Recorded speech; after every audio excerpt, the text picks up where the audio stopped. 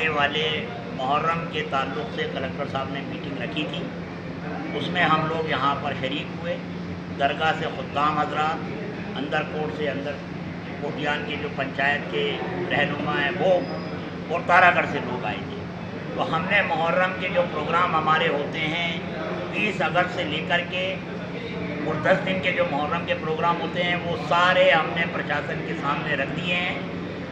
29 तारीख को हमारे यहाँ पर चौकी होती है। 1 मुहर्रम से 7 मुहर्रम तक हमारे यहाँ मजलिस होती है।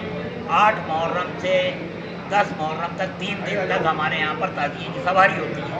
वो सारे प्रोग्राम हमने रख दिए हैं और हमने ये रिक्वेस्ट की है राजस्थान सरकार से, कलेक्टर साहब के माध्यम से, कि दरगाह शरीफ के अंदर खोला जाए, कुछ लोगों को रियायत दी जाए। कम से कम 100 लोग जो है एक वक्त में दरबार में जाएं और हमारा 4 नंबर और 5 नंबर गेट जो है वो खोल दें, ताकि वहाँ के लोगों को जाने में, ज़ियारत करने में आसानी हो।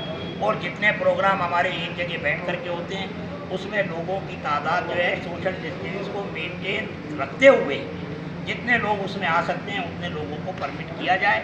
ये हमने पुरजोर तरीके से प्रशासन के सामने रख दिया है। अब उसके बाद में जैसा भी अल्लाह को मंजूर होगा, मौला को मंजूर होगा, उस तरीके से हो जाएगा। सर, किस तरह की बैठक थी और क्या निर्णय रहा?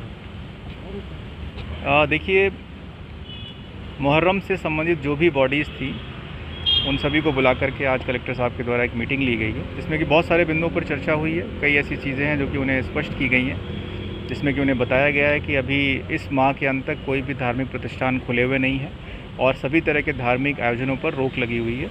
उन्हें इस चीज़ के बारे में स्पष्ट रूप से अवगत कराया गया और मीटिंग ख़त्म होने के साथ साथ उन्हें यह भी बताया गया कि अगर कोई ऐसी स्पेसिफ़िक रस्म हो जो कि आपके धार्मिक स्थल के अंदर होती हो तो वो रस्म उसी दायरे में रह करके 1-2 लोगों के द्वारा, कुछ लोगों के द्वारा पूरी की जा सकती है, जैसे कि हम और रस्मों को पूरा कर रहे हैं।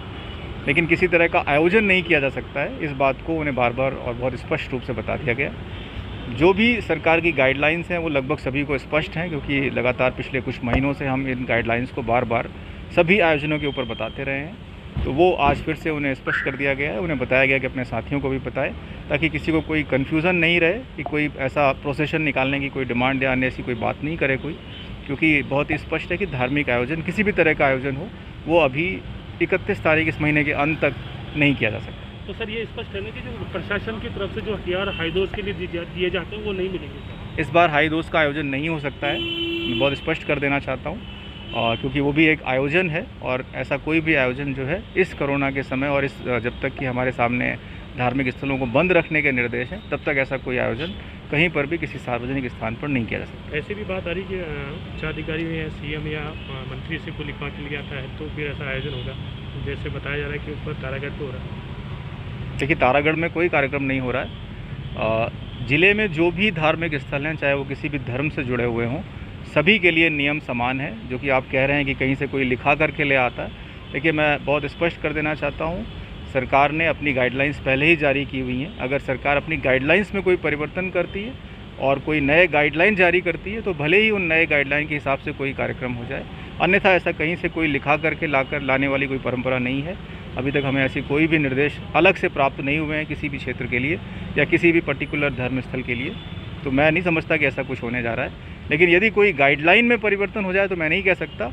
वर्तमान में जो गाइडलाइन है वो गाइडलाइन बहुत ही स्पष्ट है। उन गाइडलाइनों को ध्यान में रखते हुए सभी इस तरह के आयोजन जो हैं वो प्रतिबंधित हैं।